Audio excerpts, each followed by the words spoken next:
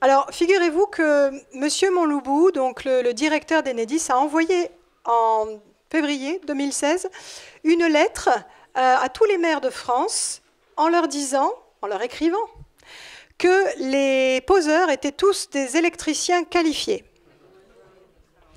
Alors, malheureusement, ce n'est pas toujours le cas. Vous voyez ? Donc là, par exemple, ce monsieur, il n'était pas du tout content à Albi, là, donc du coup. En plus, quand ils sont rentrés, ils avaient refusé le compteur et le gars était malade, il rentrait de l'hôpital et crac, tout était posé. Et tout avait claqué. C'est ça le problème, hein, voilà. Donc évidemment, alors, il y avait un problème, je crois, de voltage. On était en 380 volts au lieu de 220 et clac, voilà. Évidemment, tout a sauté. Alors ça, c'est une image du Bon Coin, d'accord. Donc c'est voilà, c'est justement une annonce pour des poseurs. J'en parle et après, on vous donne la parole, madame. Donc, en fait, je ne sais pas si vous réussissez à lire, mais il y a marqué « Expérience 0 à 2 ans ». Voilà, tout à fait, monsieur. Et en dessous, niveau d'études, sans diplôme. Voilà. Donc, ça veut dire que vous avez un CAP plomberie ou un CAP pâtisserie, vous pouvez poser les compteurs. Voilà.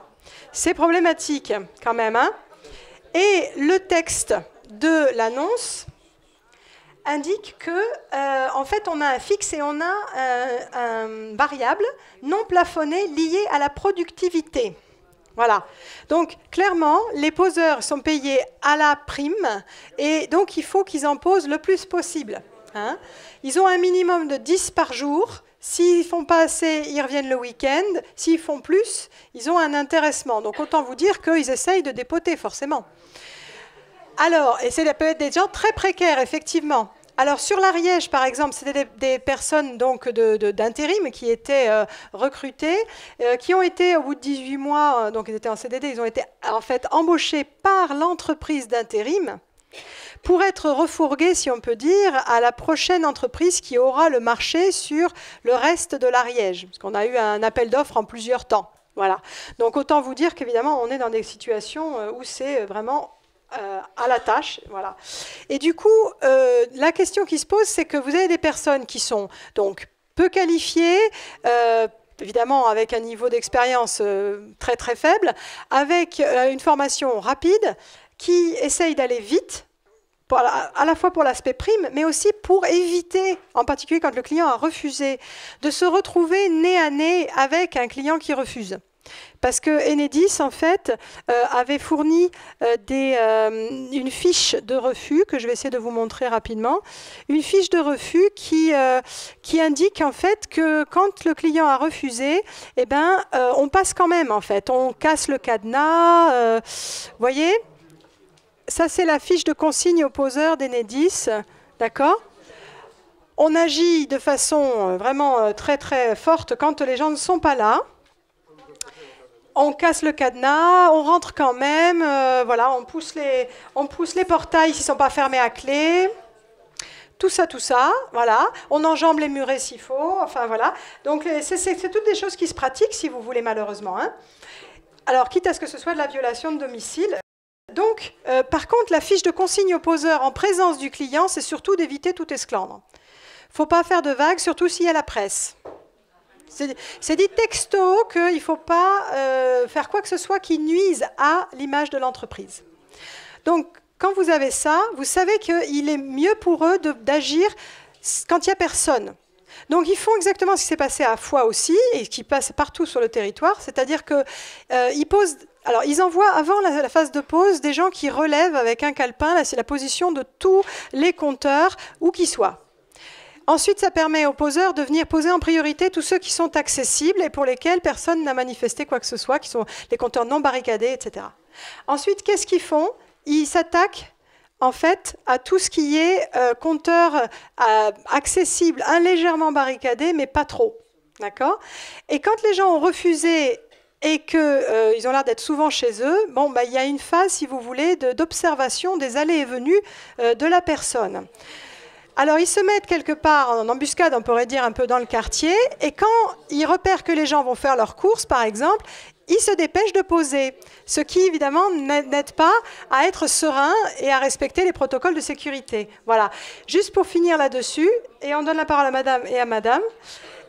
J'ai une dame à Fougac-Sébari-Neuf en Ariège qui a témoigné d'avoir vu donc en septembre dernier un poseur qui attendait dans sa voiture. À chaque fois qu'il y avait un de ses voisins qui partait, eh bien, le gars se levait, sortait de sa voiture et allait vérifier si la porte du garage était bien fermée à clé. Voilà, ça vous donne une idée. Sachant que c'est évidemment complètement illégal de rentrer dans un garage de quelqu'un, quoi, c'est clair.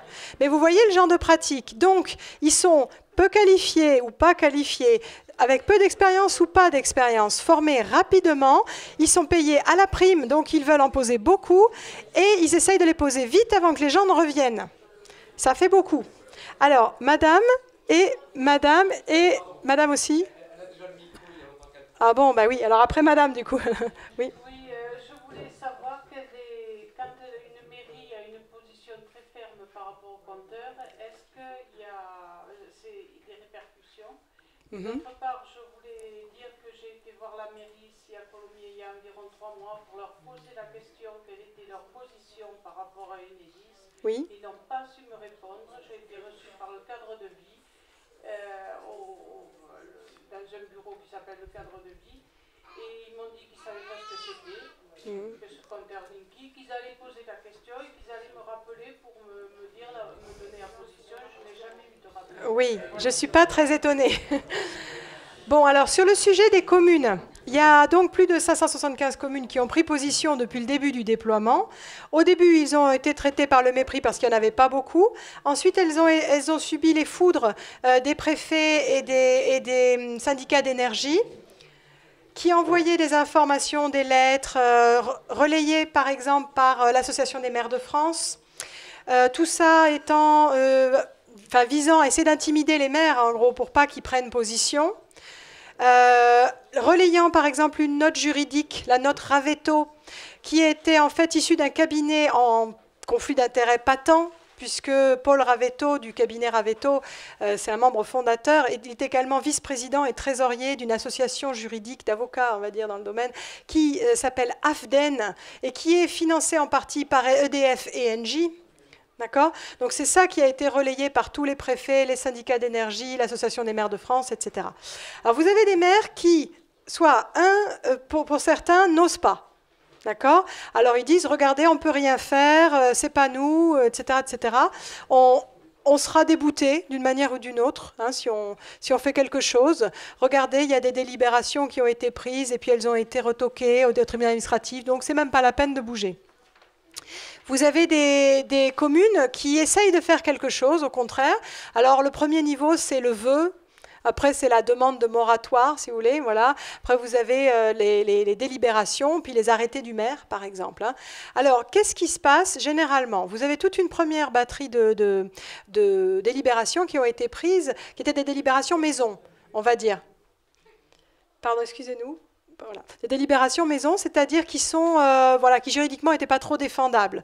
Mais ensuite, il y a eu le cabinet Artemisia, donc un cabinet de juristes, qui a proposé des délibérations qui tiennent la route hein, par rapport à notamment l'aspect vie privée et propriété des compteurs.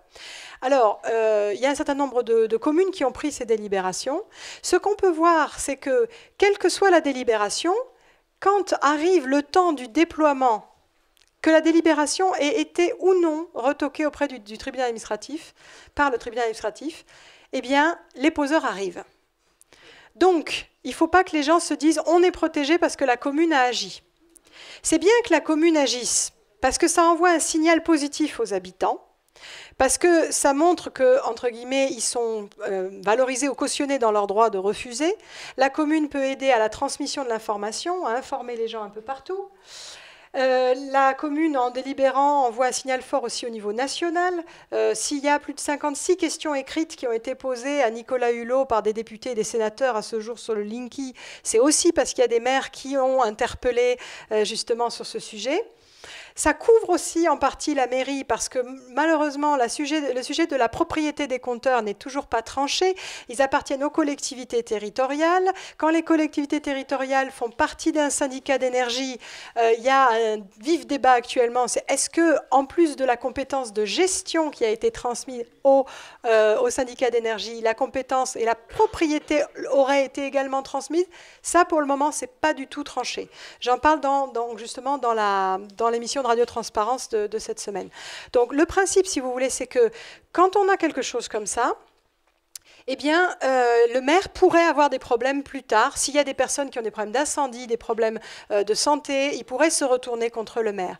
Bon, indépendamment de l'aspect politique qui fait que bon, les élections municipales arrivent bientôt et que potentiellement, il vaudrait mieux montrer qu'on a quand même écouté un peu ses administrés plutôt que juste faire la sourde oreille. Sachant que les maires sont généralement briefés quand même par Enedis qui organise des sortes de réunions à huis clos avec le conseil municipal, mais ne demande généralement à ce qu'il y ait aucun, on va dire, public, refuse généralement d'organiser des réunions publiques. Il y en a très très peu au niveau national, quasiment aucune qui est filmée. Généralement, ils organisent des permanences tournantes sur rendez-vous. Souvent, il faut donner son nom, prénom, adresse, téléphone d'avance. On s'inscrit d'avance. Comme ça, on montre bien qu'on est de la commune et tout ça. Donc, comme ça, ils garantissent qu'il n'y aura jamais de questions embarrassantes posées en public qui pourraient être filmées, etc. Si ça vous intéresse de regarder une des réunions publiques qu'avait organisé Enedis dans le temps, au début du déploiement en Bretagne, vous en avez une sur la presqu'île de Crozon, sur YouTube. Et quand on la regarde, on comprend qu'ils n'ont pas envie d'en faire d'autres. Voilà. Parce qu'en face, ils ont un public particulièrement informé et particulièrement remonté et que ça les embarrasse, évidemment. Donc, il faut savoir une chose. On encourage les maires à prendre une délibération ou un arrêté. Il y a encore le modèle Artemisia qui est tout à fait d'actualité, même si les tribunaux administratifs, pour certains, ont retoqué ces délibérations ou ces arrêtés. Sauf que c'est actuellement en appel, d'accord, ces procédures. Et de toute façon, ça envoie un signal fort à la population et ça aide à couvrir le maire et le conseil municipal par rapport à ça, en particulier le maire. Donc ça, c'est important. Par contre, derrière, il faut que les gens ne se disent pas « bon, ben, c'est bon, on est protégé, on ne fait rien ». C'est-à-dire, sous-entendu, en particulier, tous ceux qui ont le compteur à l'intérieur, ils sont plus tranquilles, mais tous ceux qui ont le compteur à l'extérieur, là, ils seront posés en force si jamais. Voilà. À la commune de Hyères dans l'Essonne, hein, d'accord, c'était la commune ancienne de Nicolas Dupont-Aignan, vous savez. Alors lui, sa délibération, elle n'a pas été retoquée, d'accord, et savoir pourquoi. Voilà, ils l'ont pas mise au tribunal. Par contre, finalement, qu'est-ce qui se passe? Il a, disons, garanti le fait qu'on allait envoyer la police municipale et tout ça pour aider les gens en cas de conflit, par exemple, avec les poseurs. Mais il n'y a pas de conflit, parce que les poseurs, en pratique, essayent surtout, comme je vous disais, la technique de l'embuscade. C'est-à-dire que vous êtes parti faire vos courses, vous revenez, c'est posé. On ne peut rien faire, hein, à part une action en justice, en gros. Mais le maire, lui, ne peut pas agir. Et puis, il y a un autre élément qui se pose par rapport à ça, c'est que si on trouble l'ordre public, par exemple, s'il y a trouble à l'ordre public, parce que, justement, il y a des altercations avec les poseurs, il y a des cris, il y a des... Voilà, le maire est d'autant plus justifié de dire, bon, moi, je veux qu'on arrête le déploiement sur ma commune parce qu'il y a trouble à l'ordre public, par exemple. Il peut y avoir des choses comme ça, mais ça s'organise. D'accord? Voilà. Donc, avis à la population si vous avez des idées. Voilà.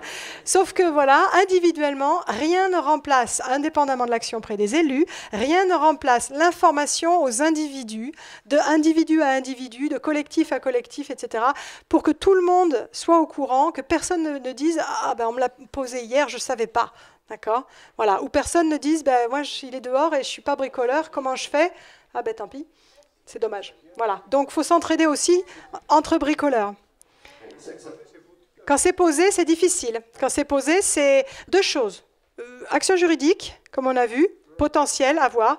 Pour le moment, la seule chose qui a marché vraiment, c'est quand il y a eu médiatisation très importante et des personnes qui ont eu des gros problèmes de santé. Voilà, je vous parlais de ça. Il faut que ça nuise à l'image de l'entreprise. D'accord? On en a parlé tout à l'heure. Il faut le prouver, mais généralement, quand même, quand vous êtes chassé de chez vous, vous êtes obligé d'aller dormir dans votre voiture, vous êtes obligé d'être dans un camping-car. Bon, vous ne faites pas ça par choix, quoi. En gros, généralement. Hein. Voilà. Là, vous avez Vous avez Agnès Delahaye à Libourne, un SOS pour retirer leur compteur Linky, vous voyez. Elle, ça faisait désordre. Elle était dans son camping-car devant chez elle, pendant que sa famille, elle, était encore et supportait apparemment le CPL, mais elle, immédiatement, elle ne supportait plus. Donc, ça faisait désordre. C'était dans le Sud-Ouest le 13 juin dernier. Voilà, donc elle a pu obtenir la dépose de son compteur Linky, sauf qu'elle n'était pas électrosensible, maintenant elle l'est. Voilà. Ça, c'est Anne Barrett, c'est Albi. Anne Barrett, elle a fait une grève de la faim devant chez Enedis et devant la mairie. Voilà. Elle avait écrit à tout le monde avant, préfet, tout ça, mais personne ne répondait, ni Enedis, ni personne. Donc finalement, elle est allée devant la mairie et elle a eu un directeur technique de la mairie qui a donc réagi. Ils ont proposé une médiation avec Enedis. Il y a une médiatrice qui a téléphoné, qui lui a expliqué que ça ne pouvait pas être le compteur Linky parce qu'il est testé. Voilà. Donc ça ne peut pas, donc ces problèmes n'existent pas. Et en fait, bon, évidemment, elle a assisté. Et ils ont proposé donc un rendez-vous, une rencontre avec Enedis et la mairie, ce qui a eu lieu où on essayait de lui dire, mais écoutez, si ça se trouve, c'est que votre voisin a installé un appareil le même jour qu'on a installé le compteur Linky, et vous ne supportez pas cet appareil-là, en fait. Voilà.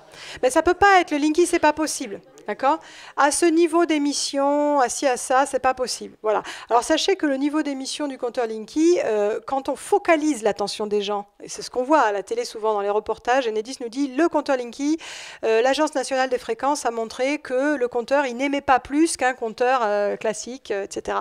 Mais c'est pas le problème. Le problème, c'est tout ce qui est envoyé dans les câbles. C'est les fameuses fréquences supplémentaires qui sont envoyées et qui vont dans tous les câbles du logement, qui polluent, si vous voulez, tous les câbles du logement. Ce n'est pas le compteur tout seul. Ceux qui disent « moi, mon compteur, ça va, il est au fond du jardin », ce n'est pas ça le problème. Voilà. Mais ça, bien sûr, par contre, on ne focalise pas là-dessus. D'accord ? Voilà. Et d'autre part, le CPL, il génère des perturbations autour quand même. Il génère des sortes de radiofréquences parasites autour que vous pouvez mesurer aussi, ou en tout cas que vous pouvez entendre. Peut-être que certains d'entre vous ont encore un vieux poste à transistor, un vieux transistor qui fait les grandes ondes. Voilà.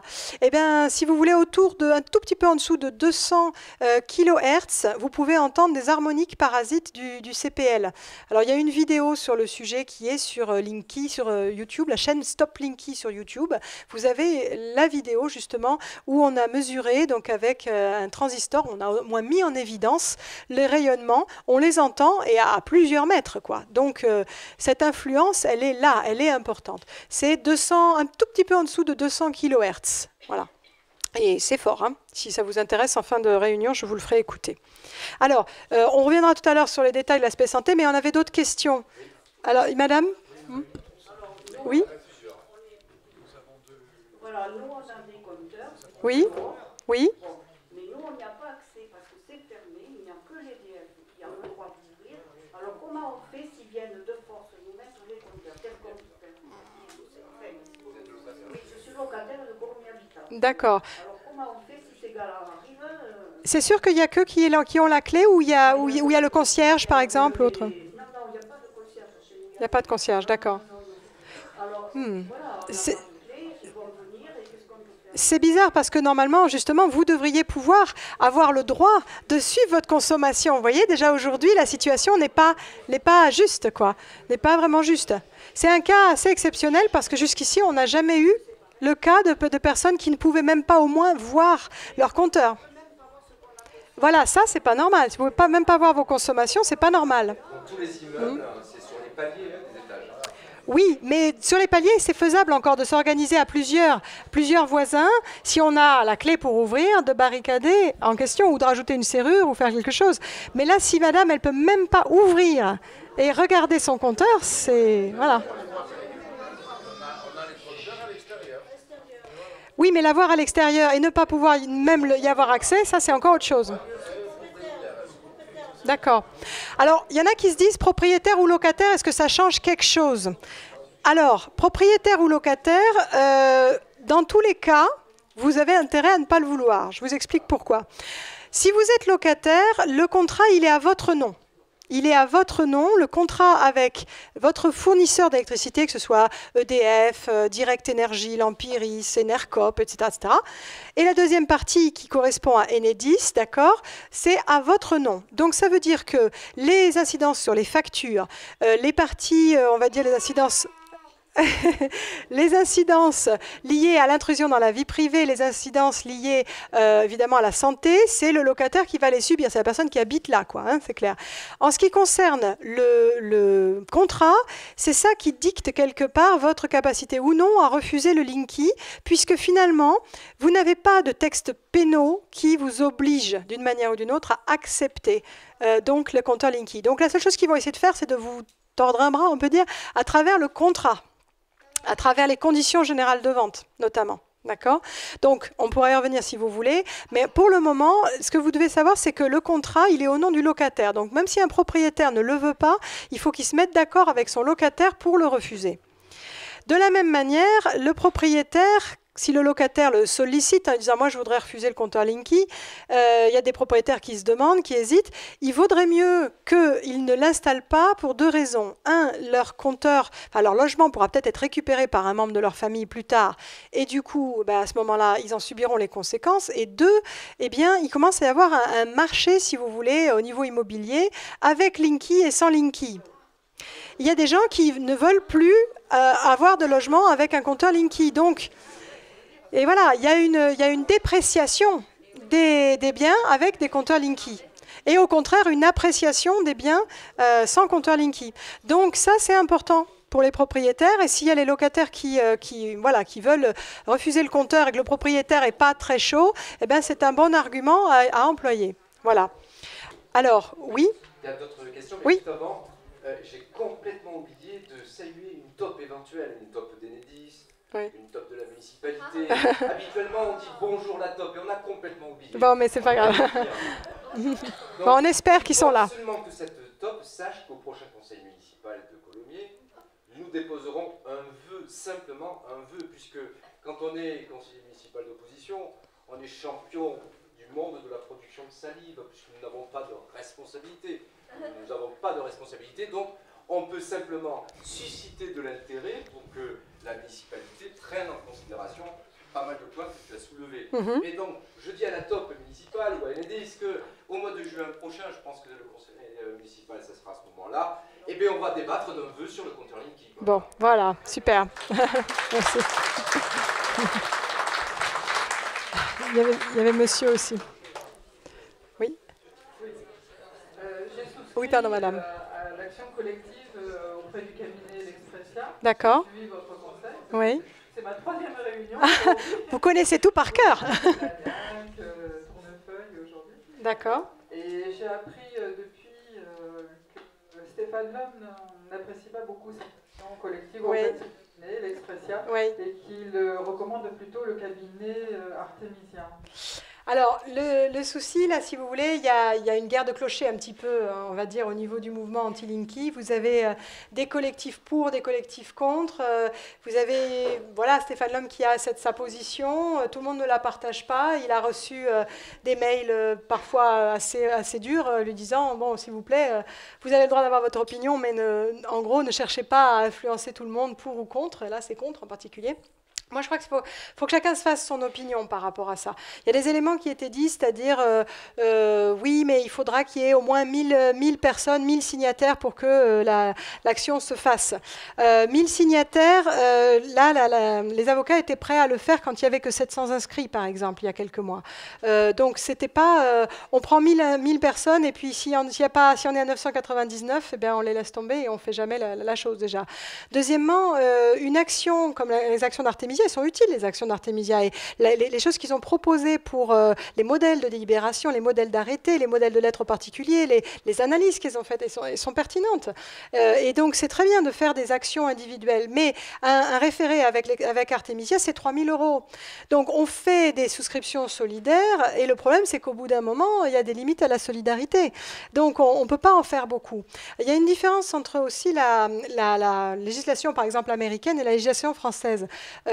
La jurisprudence en France, elle est indicative, c'est-à-dire que les juges sont moins, disons, poussés à la suivre que ce qui se passe outre-Atlantique, par exemple. Donc, C'est bien qu'Artemisia ouvre la voie sur un certain nombre de points dans des actions individuelles. Ce que Stéphane Lhomme dit, c'est qu'il faut tester en individuel pour voir ce qui marche pas. Mais le problème, c'est que même si la jurisprudence est positive dans un cas, rien ne veut dire, enfin, ça ne va pas pousser nécessairement un juge à aller dans le même sens la fois d'après. Donc ça s'appliquera à une personne et pas tellement à plus. Alors que quand on fait une action collective, ça s'applique à tous. Voilà, donc ça a plus de portée quand même. Par contre, il y a aussi les éléments autour de... on ne sait pas si au niveau de la santé, ça va être pris en compte, parce qu'en France, justement, l'aspect santé au niveau des ondes, eh bien, il y a c'est très controversé, il y a une forte pression de lobbying, on va dire, hein, du lobbyisme concernant les opérateurs, et donc il y a beaucoup de choses autour de ça, on va en parler, j'espère, un petit peu. Le principe, c'est qu'effectivement, il est difficile de gagner quelque chose sur le sujet de la santé en France, par rapport aux ondes électromagnétiques en particulier. Donc ça, c'est ce qui fait peur un peu à Stéphane Lhomme aussi. Sauf que moi, je trouve que c'est drôlement important quand même de soulever ce point-là, parce que je dirais l'aspect santé, il est quand même majeur là. Quand vous avez, si vous avez l'ensemble de la France qui est couverte, on va dire, de logements avec du CPL, du courant porteur en ligne, même dans les logements où il n'y a pas le Linky, eh bien, on fait quoi quand on ne le supporte pas ? On est exilé. Alors, c'est déjà le cas de certaines personnes qui sont devenues électrosensibles et qui ne peuvent même plus rester dans un environnement avec des ondes autour, avec si vous voulez, des antennes relais, des portables, du Wi-Fi, etc., qui n'ont plus accès au lieu public, qui doivent vivre dans des grottes, dans des fourgons en errance permanente, etc. Là, on a une dame, je crois, qui veut en parler, peut-être si c'est en rapport avec ça. Et vous aussi, bon, on va avoir plusieurs questions. En tout cas, ce que je veux dire, c'est que c'est courageux de la part de Arnaud Durand de l'Expressia d'essayer de faire quelque chose en ce sens. C'est quelqu'un qui est électrosensible et je pense qu'il suit bien le dossier depuis plus d'1 an, donc il connaît vraiment bien le sujet et il a à cœur que ça ne soit pas imposé à tout le monde. J'ai beaucoup parlé avec Arnaud Durand, j'ai beaucoup eu d'échanges mails avec lui, etc. Et je peux vous dire qu'on n'est pas du tout sûr qu'il gagne. Il s'oppose à un gros mastodonte. Mais c'est courageux de sa part d'essayer de le faire. Et aussi, quelque part, il prend des risques aussi pour lui, pour sa carrière et pour tout le reste. Mais d'un autre côté, je pense que voilà, c'est important de faire le poids et de marquer le coup aussi dans cette action. Et je pense qu'il faut le faire parce que ici, la santé en France, actuellement, au niveau des ondes, elle est vraiment mise sous le tapis et ça crée des situations d'injustice énormes. Et le problème, c'est que ça peut toucher n'importe qui. Faut pas dire... Et les enfants, évidemment. Et les enfants, entre autres aussi, oui. Enfants et adolescents.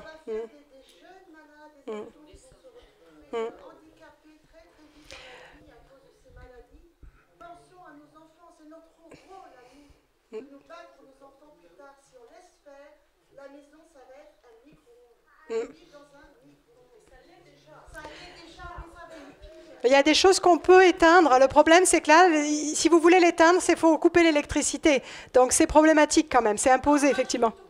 Complètement, complètement. C'est ça le problème. Il y a des gens qui disent, oui, mais on a déjà les portables, on a déjà ci, on a déjà ça. On peut l'éteindre. On peut les éteindre, le portable, la box Wi-Fi, etc. Mais le compteur, voilà. Alors, monsieur. Oui, bon, je vais essayer d'être bref.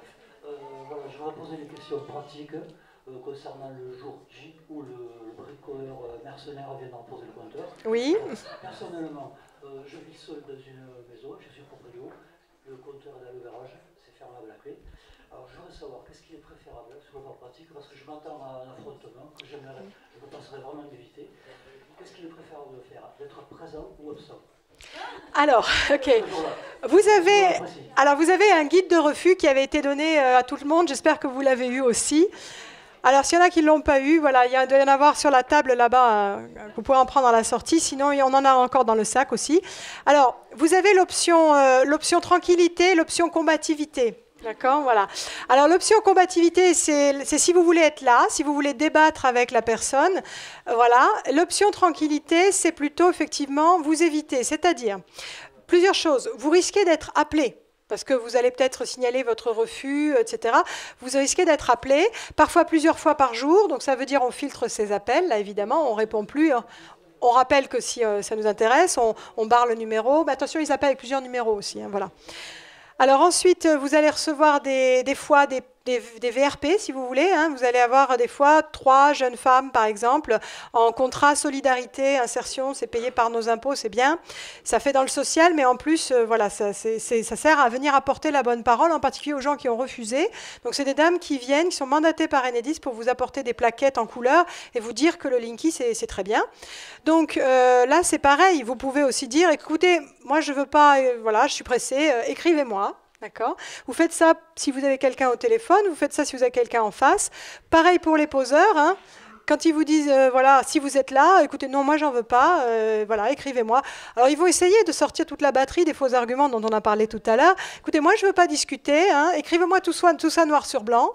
Ils l'écriront jamais, hein, ils l'écriront jamais. Si vous prenez pas le compteur maintenant, après, il sera payant, ils l'écriront pas.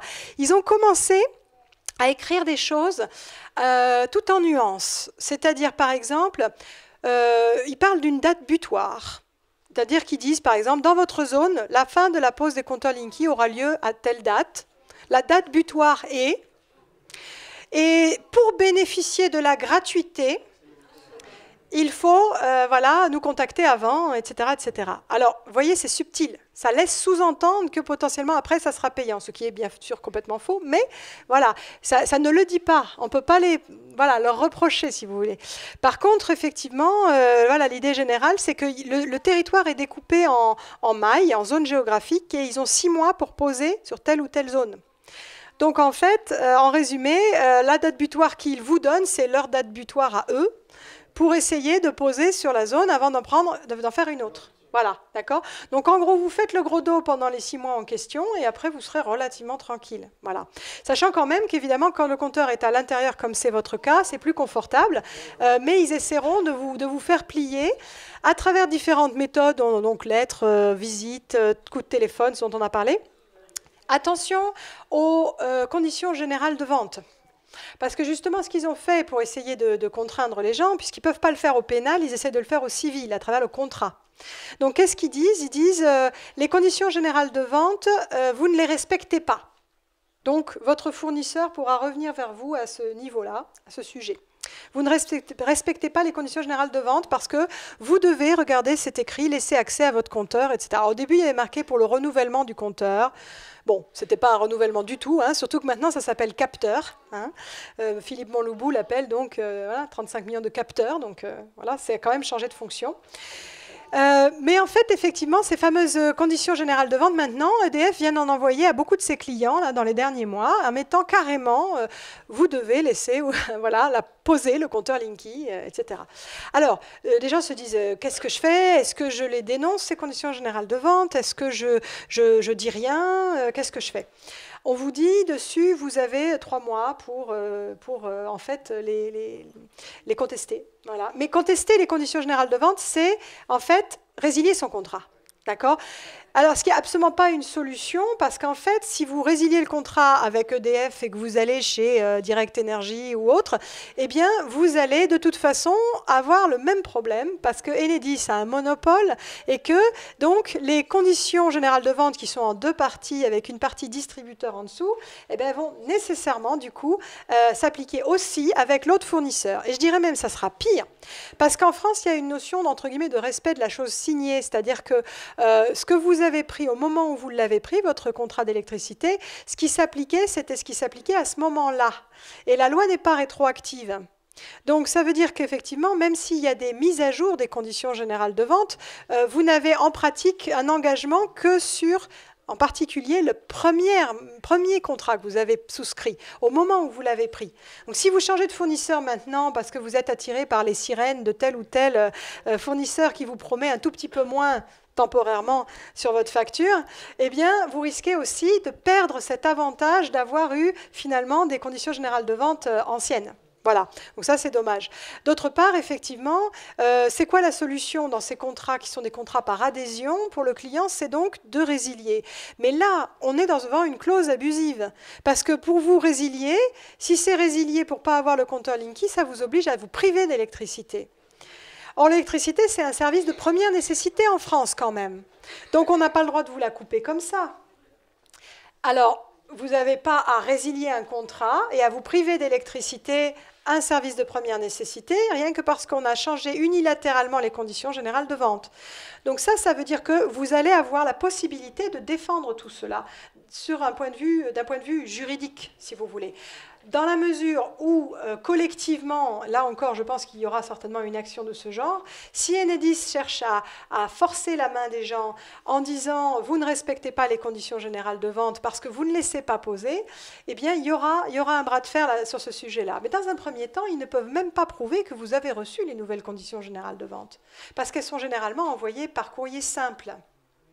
Donc, dans un premier temps, et contrairement à ce que disait au début le Robin des Toits, l'association Robin des Toits, eh bien, le mieux, c'est de ne rien dire, c'est de ne pas se signaler. Parce que quand ils vont ils vont éventuellement revenir vers vous à ce sujet-là, dans un premier temps, ils vont vous dire, vous avez reçu avis, vous regardez, vous devez faire ça. Ah mais non, moi, j'ai jamais rien reçu. Il va falloir qu'ils vous les envoient par courrier recommandé. À ce moment-là, vous vous rapprochez d'un collectif local et on essaye de regrouper les personnes pour faire une action collective. D'accord ? Il ne faut pas se laisser intimider. Pas comme mes deux papis-mamies là, de fois qui, malheureusement, se sont fait poser le compteur et qui ont cédé et qui ont dû payer après. Donc, c'est vrai, vraiment, il faut se regrouper par rapport à ça. Mais par ailleurs, il faut quand même savoir aussi qu'eux ne les respectent pas, les conditions générales de vente. Parce que dedans, il y a marqué qu'ils sont censés vous fournir du 50 Hz et pas autre chose. Or, ils vous polluent avec d'autres fréquences qui ne sont pas à votre contrat et qui ne sont même pas prévues par la loi de transition énergétique. Donc, là, on est dans une situation où c'est bien gentil qu'ils vous disent que vous ne les respectez pas, ces conditions, mais eux ne les respectent pas non plus. D'accord ? Donc tout ça, ça se plaide. Donc, cette opération de renouvellement des conditions générales de vente, c'est fait pour quoi ? C'est fait pour vous faire peur. Eh bien, ne vous laissez pas faire. C'est simple. D'accord ? Donc, je ne crois pas qu'ils utiliseront ça pour couper l'électricité aux gens, parce que ça leur ferait vraiment mauvaise presse et parce que c'est un service de première nécessité. De toute façon, c'est assez étrange, allez savoir est-ce qu'on peut les croire, mais le fameux débat de Bergerac là, de mars 2017, il est très intéressant. À peu près à 59 minutes, 1 heure, il y a une dame de l'assistance qui demande aux deux représentants d'Enedis qui sont là, est-ce qu'on me coupera le courant si je refuse le compteur Linky ? Et les deux représentants d'Enedis lui répondent, mais non, bien sûr que non, madame. Voilà. Donc, si on vous dit ça, sachez-le, c'est pareil, c'est que faire comme Gladys Larose, c'est une escroquerie. Voilà. Par contre, ce qu'il pourrait essayer de faire, c'est de dire, bon, vous allez avoir une relève à pied payante, puis d'essayer de la faire bien chère pour qu'elle soit bien dissuasive. Sachez, à ce moment-là, ce qui s'est passé au Québec. Vous vous souviendrez, on va dire, de ce qu'on a dit, c'est-à-dire que les Québécois n'avaient aucun choix. Ils ont enfin obtenu après la possibilité d'avoir un compteur non communicant. La relève à pied était d'abord très chère, et puis ensuite, elle est devenue beaucoup, beaucoup plus abordable. Mais parce qu'ils ont dit non, tout simplement. Hein, ils ont repris leur pouvoir, comme dirait la chose. Alors, oui, et puis madame, je crois après. Moi, je voudrais juste rajouter un petit mot pour les enfants, parce que ça me tient vraiment à cœur. Oui. Et je voudrais m'adresser aux élus surtout, parce que les compteurs Linky vont être posés dans les maisons, dans les foyers, mais aussi au niveau des mairies, ils vont être posés partout. Oui. C'est-à-dire que dans chaque salle, vous allez aller faire du sport, où vos enfants vont aller pour faire des activités, dans les écoles, dans les crèches, partout, les hôpitaux, ne parlons pas de la 4G dans le métro, parce que moi je n'y vais même plus. Voilà, c'est partout. Donc vous aurez beau, si vous vous protégez chez vous, ce ne sera pas suffisant. Il faut vous battre pour la commune, pour l'ensemble des bâtiments de votre commune. Parce que partout où vous irez, vous serez exposés. Et moi je connais des gens qui sont malades, qui ne peuvent plus sortir, qui ne peuvent même pas venir aujourd'hui écouter ce que dit Maud, alors qu'ils sont extrêmement touchés, parce qu'ils vont être exposés. Donc il faut vraiment que les élus prennent conscience de ça. C'est partout. Protéger les enfants. Alors, merci madame. Excuse-moi Maud, mais là j'ai Alexandre Delray qui est à côté de moi, là, qui me montre une réponse de la mairie de Colomiers. Ah, très bien. Voilà, qui date du 15 juin 2017, puisque Alexandre demandait à la mairie quelle était la position de la mairie sur le compteur Linky. Je peux le dire, la réponse elle est très courte. Monsieur, Madame le maire m'a bien transmis votre courrier, tatatita, par lequel vous souhaitez connaître la position de la municipalité. Par la présente, je tiens à vous informer que la pose des compteurs Linky est une obligation légale qu'Enedis se doit de mettre en œuvre dans le cadre de la loi sur la transition énergétique. Par ailleurs, la propriété des compteurs relève du syndicat départemental d'électricité de Haute-Garonne qui a transféré leur exploitation à Enedis. Par conséquent, la commune n'a aucune autorité pour s'opposer à leur installation. Cependant, sachez que je reste attentif au sujet. Mais attendez, regardez. Aussi, sachez que la commune transmet systématiquement ce type de demande au gestionnaire du réseau en charge de la modernisation de ces installations, et ce, afin qu'il vous apporte les éléments techniques nécessaires à ces équipements. D'une certaine manière, en tout cas ce que moi je vois dans cette deuxième partie de la lettre, c'est qu'en fait on dit, eh ben, Monsieur Alexandre Dayrey fait partie de ceux qui le refusent, donc t'es déjà pointé à l'encre rouge. T'as gagné la loterie, bravo. Voilà. Et si le compteur est à l'extérieur, barricadez-le, monsieur. Voilà. Voilà. Mais le problème, c'est la position. C'est une obligation légale. Les compteurs appartiennent maintenant à Enedis, quoi. Il y a un transfert de propriété. Tout ça, c'est du bidon. Alors, c'est typiquement une lettre type, ça. C'est une prose qu'on a déjà connue. Enfin, les phrases que je viens d'entendre, je les connais déjà par cœur. Voilà. Alors, que l'obligation, vous l'aurez remarqué, on parle d'obligation de déploiement. C'est toujours la même chose. Comme tout à l'heure, on parlait de focaliser sur le compteur n'émet pas plus d'ondes que l'ancien compteur. On focalise sur un truc qui n'est pas contestable pour oublier la grosse montagne qui est à côté. D'accord? Et encore, voilà, le compteur Linky, on va voir s'il n'émet pas plus, parce qu'avec le fameux ERL qu'ils veulent rajouter, vous voyez, il risque, l'émetteur radio Linky, là, dont on parlait tout à l'heure, il risque d'émettre pas mal plus. Mais il y a aussi autre chose. Donc, là, c'est qu'on dit il est obligatoire pour Enedis de le déployer. La lettre est juste, hein? C'est vrai. Mais ça a l'air de sous-entendre qu'il est obligatoire pour nous de l'accepter. Ça, c'est pas pareil. Voilà. Ensuite, deuxièmement, il y a la fameuse propriété des compteurs. Alors, j'ai cru entendre que le syndicat d'énergie de la Haute-Garonne avait changé ses statuts il y a quelque temps en disant, alors peut-être je me trompe, mais il me semble que c'est ça, avait changé ses statuts en disant, nous sommes maintenant propriétaires des compteurs, s'il y a des maires qui ne sont pas d'accord, ils ont 3 mois pour réagir. D'accord? Et puis, en gros, l'idée générale, c'était, c'est nous maintenant les propriétaires. Mais ça ne marche pas comme ça. C'est pas parce qu'on l'affirme qu'on devient propriétaire de quelque chose. D'accord? Alors, ils peuvent toujours le dire, mais ce n'est pas nécessairement le cas. Alors, monsieur, pardon, excusez-nous. Alors, allez-y. Quelle est votre question, monsieur? Oui. Alors, un pavillon. Oui. J'ai le compteur électrique. Oui. Dans le cellier. Donc là, tout va bien. La maison est fermée, pas de problème. Oui. Mais comme pour tous les pavillons, on a ces fameux carrés dehors. Là, qu'est-ce que c'est ça?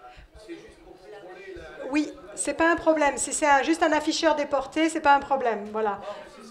Donc vous êtes tranquille, vous n'ouvrez pas, c'est tout, vous filtrez, etc. Voilà. Hein, vous résistez au harcèlement. Hein. Oui, ça sert pour relever, mais ils vont pas mettre le compteur là. Juste le boîtier déporté, voilà, c'est ça. Thomas. Oui. Donc voilà, quand il y a la molette qui tourne, ça c'est le compteur. Voilà. Oui, je voulais vous poser, une question. Monsieur. Que là, on est en train de constater que ce sera difficile d'empêcher la pose de ces nouveaux compteurs. On peut réagir autrement, c'est de les rendre inopérants.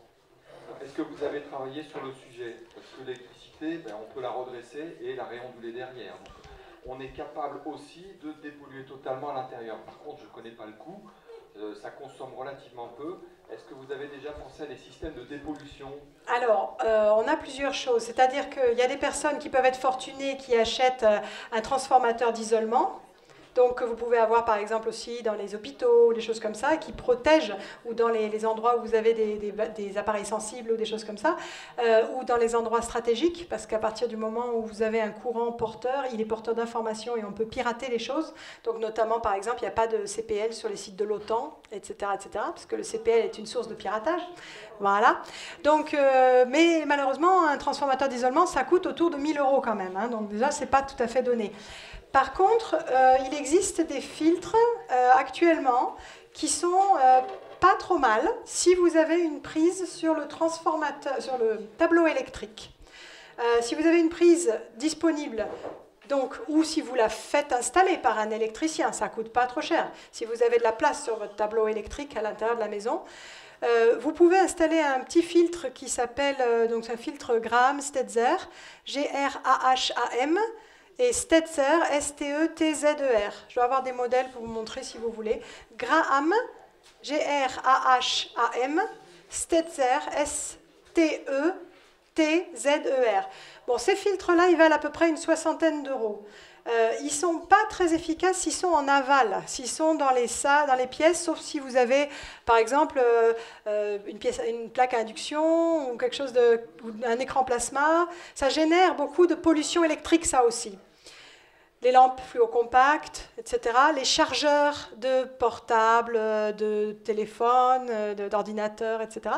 Ça génère aussi de la pollution. Vous pouvez les compenser en mettant dans une pièce un de ces filtres, par exemple. Mais pour la pollution qui arrive de l'extérieur, et notamment la pollution liée au Linky, mettre des filtres en aval, ça ne marche pas très bien. Ce qu'il faut vraiment, c'est pouvoir avoir une prise au niveau du tableau et mettre un de ces filtres, qui n'est pas très cher et qui filtre la majorité des fréquences actuelles jusqu'à à peu près 100 000 Hz, en gros. Ça veut dire que si Enedis augmente, bien ça ne sera plus filtré. Et ça veut dire aussi que les fréquences parasites, les harmoniques parasites, si vous voulez, qui vont au-delà, s'il y en a qui ont fait du piano ou de la musique, ils savent que quand on a une fréquence, souvent on a des sortes d'échos avec des fréquences plus hautes ou plus basses. Eh bien, les harmoniques parasites, justement, elles vont plus hautes, par exemple, que 100 000. On l'a vu avec le fameux transistor, justement, qui permettait de mesurer ce qui rayonnait à quelques mètres, autour de à peu près 200 000 Hertz. Donc ça ne sera pas filtré, par exemple. Donc si vous avez quelqu'un de vraiment électrosensible, ça va l'aider un peu, mais ça ne suffira pas, si vous voulez. Il faudra qu'il coupe le courant. Mais quelqu'un qui ne l'est pas encore et qui supporte à peu près, ça peut être suffisant pour l'aider. Voilà. Sachant quand même que du coup, vous êtes protégé chez vous, mais dès que vous sortez ailleurs, comme disait madame, voilà. Donc c'est un système contre lequel il faut lutter. On peut essayer soi-même de s'en protéger dans la mesure du possible, mais il faut essayer de lutter collectivement aussi. Parce que par rapport à cette histoire, quand je vous disais, il y a des cas effectivement qui sont problématiques, hein, il y a des gens qui voilà, quand on active le CPL, sont chassés de chez eux, voilà.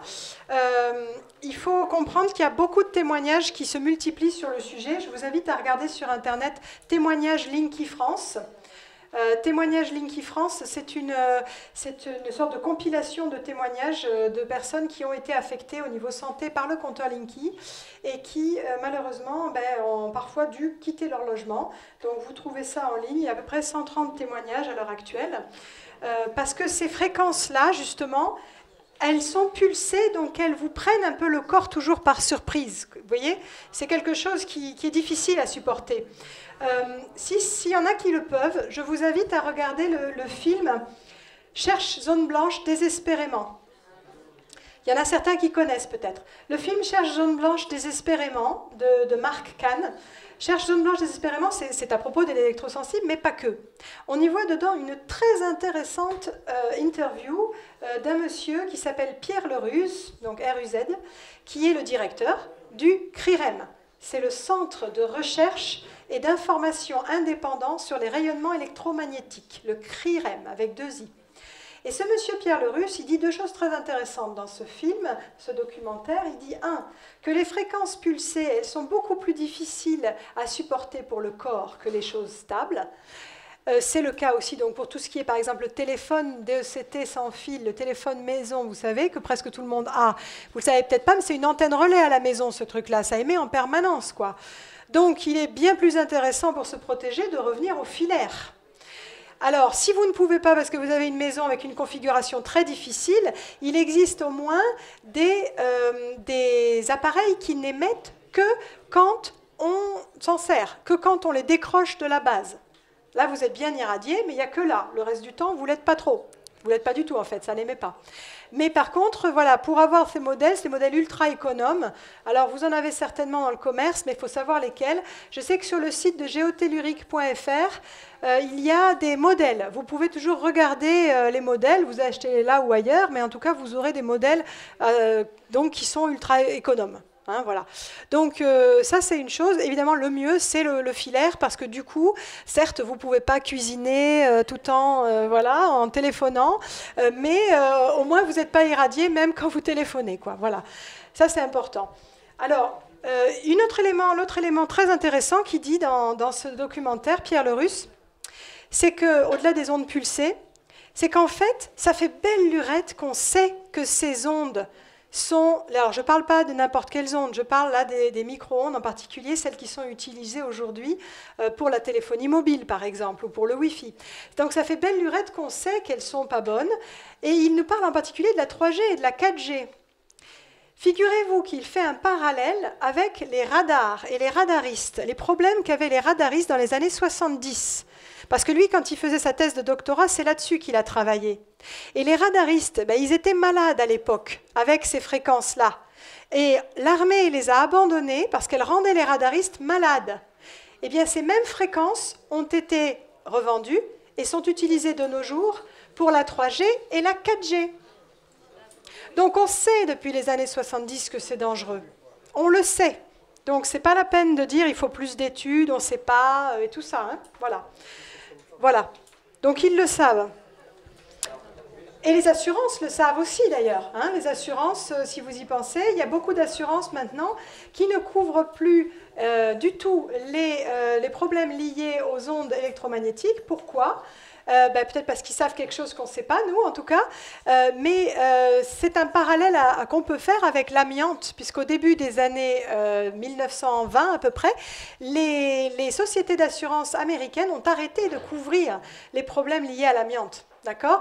Alors eux, évidemment, ils avaient des dizaines d'années d'avance par rapport finalement aux États, et qui ont enfin reconnu le problème ensuite. Voilà.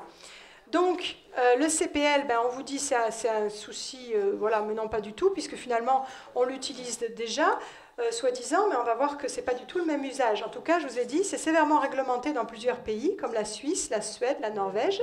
C'est interdit sur les sites de l'OTAN, c'est parfois interdit dans les écoles, les hôpitaux, etc., dans les pays dont je viens de vous parler. S'il vous plaît. Vous parlez de la Suède. Oui. La Suède est totalement implantée en ligne. Oui. Pourquoi ils disent que c'est interdit? Vous affichez que c'est interdit? Parce que le CPL n'est pas une solution qui a nécessairement été retenue partout. Vous avez des pays, comme aussi en Amérique du Nord d'ailleurs, dans le film Take Back Your Power, vous le verrez, qui ont des compteurs qui fonctionnent directement, uniquement avec des micro-ondes, qui ont une mini-antenne, si vous voulez, au niveau du compteur, et qui fonctionnent comme les compteurs à gaz et à eau que l'on veut mettre chez nous. Moi, je raisonne Europe, donc j'ai regardé Oui. Suède et Espagne. L'Espagne est installée depuis 2014. Alors, et l'Italie aussi, etc. Il y a des pays qui sont en avance par rapport à nous, si on peut dire. Mais par exemple, en avance par rapport à ça, mais aussi en Suède, par exemple, vous avez une reconnaissance de l'électrosensibilité depuis plus d'une dizaine d'années. Et en Suède, il y a déjà 2% de la population qui est officiellement reconnue électrosensible. Et voilà, mais pourtant, ça y est. Donc, ça représente à peu près 1 200 000 personnes en France, en équivalence. Ça fait quand même pas mal, quoi. Hein. Bon, il y avait encore 2 dernières questions. Tu les prends? Alors, oui. Oui. Voilà. On a parlé donc de contrer les effets du Linky. Concernant la facture, est-ce qu'on peut mettre en place quelque chose pour éviter de voir la facture s'envoler? Alors, concernant la facture, vous avez plusieurs choses. Vous avez les problèmes donc liés à l'aspect abonnement, vous avez les problèmes liés à l'aspect surfacturation.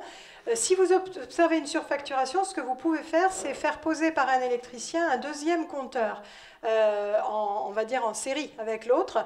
Il existe des compteurs agréés CE et non agréés CE. Alors les non agréés CE, ils ne sont pas trop chers, par exemple une quinzaine d'euros. Les agréés CE, ils valent à peu près 100 euros par exemple.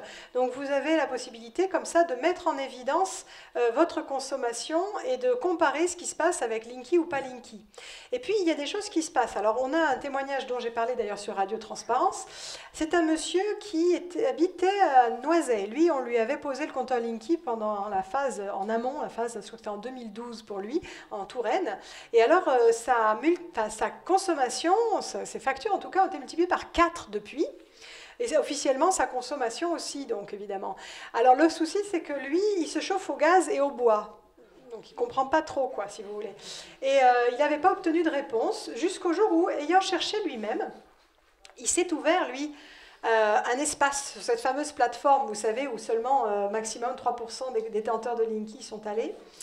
Et là, qu'est-ce qu'il a vu? Il a vu qu'en fait, il y avait une sorte de pic de consommation extrême pour lui, 2 heures la nuit et 2 heures le jour, l'après-midi, de 1 heure à 3 heures à chaque fois. Alors il s'est dit, qu'est-ce qui se passe? À ce moment-là, il n'y a rien... Il n'y a rien qui est programmé pour fonctionner à cette heure-là. Finalement, qu'est-ce qu'il a fait? Un soir de mois d'août où il avait un repas tardif, il a entendu le clic à 1 heure et il s'est rendu compte que c'était son chauffe-eau qui était activé à ce moment-là pendant 2 heures la nuit, 2 heures l'après-midi. Voilà. Enfin, 2 heures pendant, voilà, 2 heures, oui, c'est ça, 2 heures de 1 heure à 3 heures, matin et après-midi. Et du coup, en fait, qu'est-ce qu'il a fait? Il a débranché, évidemment, le courant à ce moment-là, et il a regardé comment évoluait sa consommation, puisqu'il pouvait la suivre tous les jours. Du coup, il a vu qu'il redevenait à des niveaux très raisonnables. Mais il s'est dit, je veux quand même un peu d'eau chaude pour prendre ma douche le matin. Donc, il a laissé la nuit, mais il débranchait systématiquement le jour. Voilà. Donc, du coup, il avait des factures qui étaient raisonnables. Voilà. Et puis, tout d'un coup, il s'est mis à constater que ces factures réaugmentaient. Allez, c'est un cauchemar, qu'est-ce qui se passe, quoi? Voilà. Et là, il a vu, en fait, que de 2 heures de chauffe nocturne, le chauffe-eau était passé maintenant à plus de 4 heures. Voilà. Donc, on compensait le truc qui ne chauffait plus. Voilà. Alors, il se demande, on ne sait pas, mais il se demande si... Alors, en plus, visiblement, il avait une eau bouillante le matin et tout ça. Enfin, il n'y avait pas vraiment de régulateur intégré. Et il se demandait si c'était fait exprès. Bon, il ne sait pas. En tout cas, il a installé un minuteur spécifique, on va dire analogique, pas électronique. Donc, il ne peut pas être activé à distance. Donc, il s'est gardé 1 heure, 1 heure et demie de chauffe le matin avant qu'il se lève, et c'est bon. Et il a divisé ses factures par 3 ou 4. Voilà. Alors, des fois, à quoi ça tient, vous voyez? Il faut pister. Voilà. Vous avez également la possibilité, avec un wattmètre, de voir si vous avez des appareils qui surconsomment, etc. etc. Il y a un couple, là, pas très loin de Foix, que j'ai été voir, un jeune couple qui a une facture aussi qui augmente, alors qu'ils n'ont presque rien comme appareil électrique, ils ne comprennent pas ce qui se passe. Donc, eux, ils ont en plus eu des soucis de prise qui ont commencé à chauffer, à fondre. Ils ont un frigo qu'ils ont dû remplacer parce qu'à partir de la pose du Linky, le frigo, il s'est mis à marcher en permanence. Et donc, au bout de 3 semaines à peu près, il a grillé et la prise a fondu. Donc, vous pouvez avoir aussi des surconsommations qui sont liées à des appareils qui fonctionnent à outrance. Mais ça, ils sont peut-être déboussolés par le CPL qui est envoyé. Allez savoir, je ne sais pas. Il faut voir. Alors, oui. Attendez, pardon, monsieur. On vous donne le micro juste après. Oui. Moi, j'habite Tournefeuille, une commune à côté. Oui. Je me suis rapproché d'une étude d'huissier à Courbevoie, oui. qui m'a établi une sommation à ne pas faire, oui. qui a été déposée au siège social d'Enedis, qui est aussi dans le 92. Oui. Voilà, et qui après a été déposée par moi en mairie. Oui. Donc le maire de Tournefeuille m'a dit que ça ne servait à rien. Enedis m'a écrit pour dire que ça ne servait à rien. Oui. Mais le jour où ils devaient intervenir, en fait, ils ne sont pas passés. Oui, alors en fait, oui. L'intervention, il n'y avait pas marqué sur le courrier que c'était pour Linky, mais c'est une intervention d'une demi-heure. Donc moi j'ai posé la question avec le mail qui était, avec le courriel qui était indiqué. Oui. J'ai pas eu de réponse et donc j'ai fait cette démarche-là. Oui. Et le jour J, ils ne sont pas passés. Alors en pratique, la sommation par huissier, c'est non contraignant juridiquement. Donc vous avez évidemment des gens qui vont vous dire ça sert à rien. Ça a servi d'effet dissuasif pendant 1 an à peu près. vous avez de temps en temps des poseurs qui passaient outre au conseil, ou aux demandes, aux directives, en tout cas d'Enedis, qui leur demandaient de ne pas poser chez les gens qui avaient fait une sommation par huissier.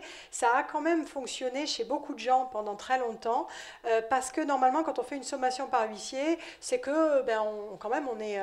enfin, voilà, si on vous le pose, on va poursuivre en justice. C'est ça l'idée, quoi. Hein, on est décidé. Donc, ils ont essayé prudemment d'éviter ce genre de cas dans un premier temps. Sauf que de temps en temps, il y a des poseurs pas trop informés ou autres qui posaient quand même. Et personne ne poursuivait en justice.